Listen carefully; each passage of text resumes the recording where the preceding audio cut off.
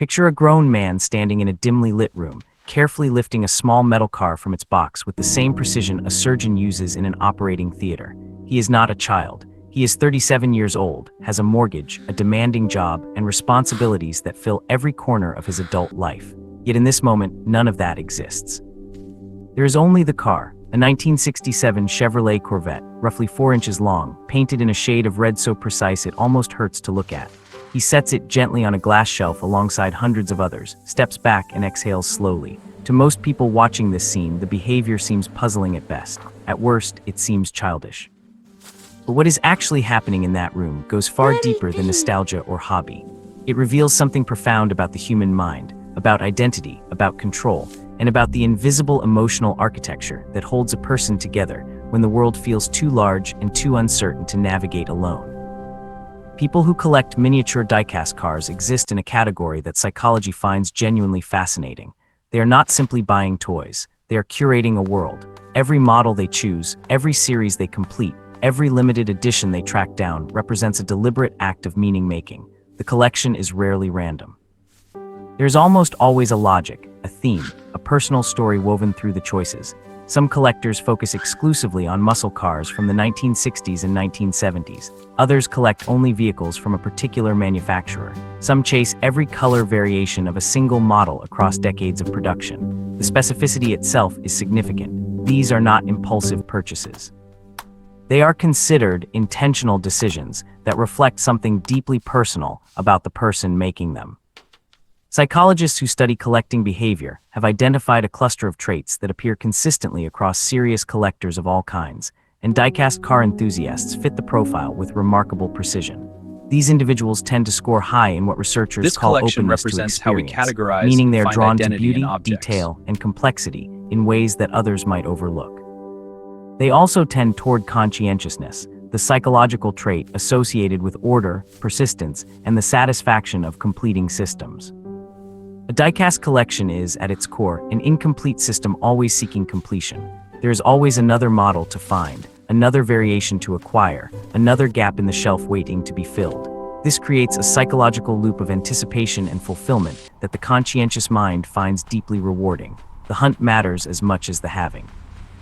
There is a man named Raymond who began collecting Hot Wheels at the age of 8 in a small apartment in Philadelphia.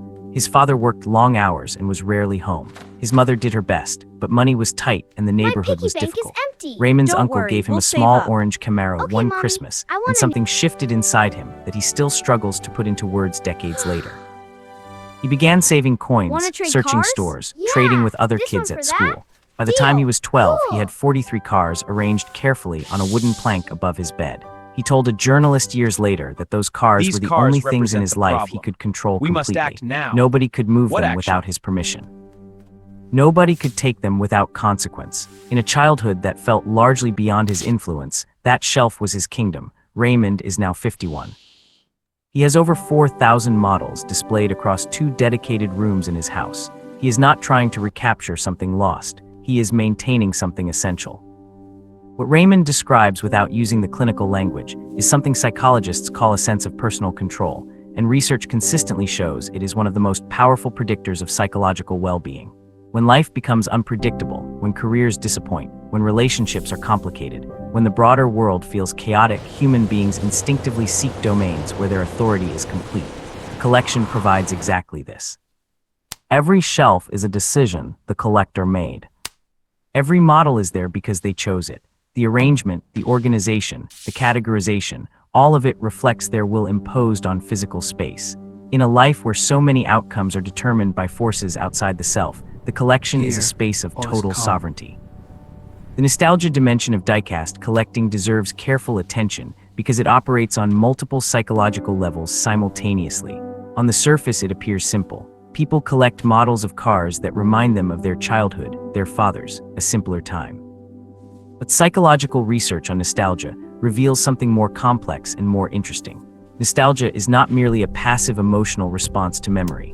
It is an active psychological tool that people use to maintain a coherent sense of identity across time. When a 45-year-old man holds a replica of the exact model his grandfather drove, he is not just remembering.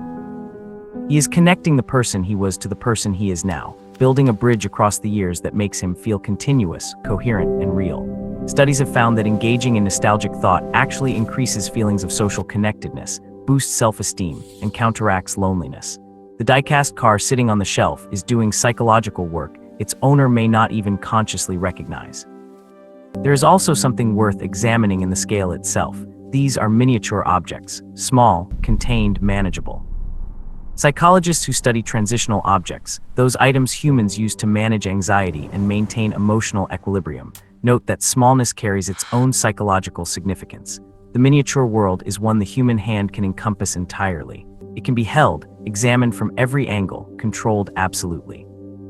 The British psychoanalyst D.W. Winnicott wrote extensively about the role of objects in human emotional life, observing that certain possessions function as extensions of the self, providing comfort and continuity during periods of stress or transition. A carefully maintained die-cast collection functions precisely this way for many collectors. When the day has been overwhelming, when anxiety sits heavy in the chest, spending an hour rearranging the collection, cataloging new acquisitions, or simply standing and observing the assembled models provides a form of regulation that is genuine and effective.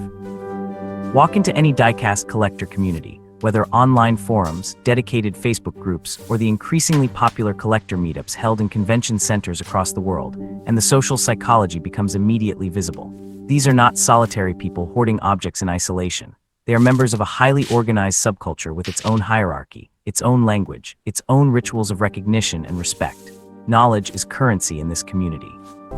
The collector who can identify a rare casting variation from a single photograph, who knows the production history of an obscure 1970s model, who can explain the difference between a redline wheel and a Blackwell wheel in Hot Wheels history. That person carries genuine status, not wealth, not job title, not social standing in the conventional sense. The wheels turn, making the whole thing move. Expertise. This alternative status system appeals powerfully to people who may feel overlooked or undervalued in the mainstream world.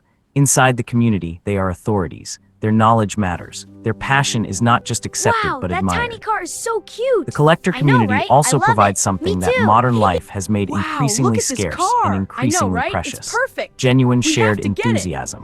There is a On one particular side, kind of polite human shallow talk. connection that occurs the when other, two people deep, genuine discover they collector care talk. deeply about the same No specific barriers thing. here. Let's talk. It is I'm different listening. from the What's on your polite interest mind? people Let's perform combine in our most social collections. situations. It is immediate, unguarded, and real. When two die-cast collectors meet and begin talking about a particular series or a recent acquisition, the conversation has a quality of aliveness that is rare. Psychologists studying adult friendship formation have noted that shared activities and shared passions create bonds more durable than shared circumstances. The collectors who meet at a convention and spend 3 hours examining each other's finds often maintain friendships that outlast relationships formed in more conventional contexts. There is a deeper philosophical dimension to this behavior that only becomes visible when examined slowly. Human beings are the only creatures on Earth fully aware of their own mortality. This awareness, which psychologists and philosophers have called the central anxiety of human existence, drives an enormous amount of behavior that appears unrelated to death on the surface. The desire to create, to preserve, to leave something behind, these impulses are responses to the knowledge that time is finite. A die-cast collection is an act of preservation. The collector is saving something, capturing a moment in automotive Here's a car history, in slowly personal rusting history, away. in cultural history, And here, a and holding perfect it still model, sealed against and the protected. passage of time. The 1969 Dodge Charger sitting in its case is not aging. It will not rust, will not depreciate in the ways real machines do, will not disappear the way memories do. It endures, and through it, something of the collector endures as well. In the end, the person standing carefully before a glass shelf of miniature cars is engaged in something the world rarely gives them credit for. They are managing their psychology with quiet sophistication. They are maintaining identity, processing nostalgia, building community, asserting control, and reaching towards something permanent in a life that offers very little permanence. The small metal cars on that shelf are not remnants of childhood that a person failed to leave behind. They are instruments of a fully adult emotional life, doing work that is invisible to anyone who has not learned to look closely enough. And perhaps that is the most human thing of all. The deepest parts of who we are rarely announce themselves. They sit quietly on a shelf, perfectly arranged, waiting for someone to finally understand what they mean.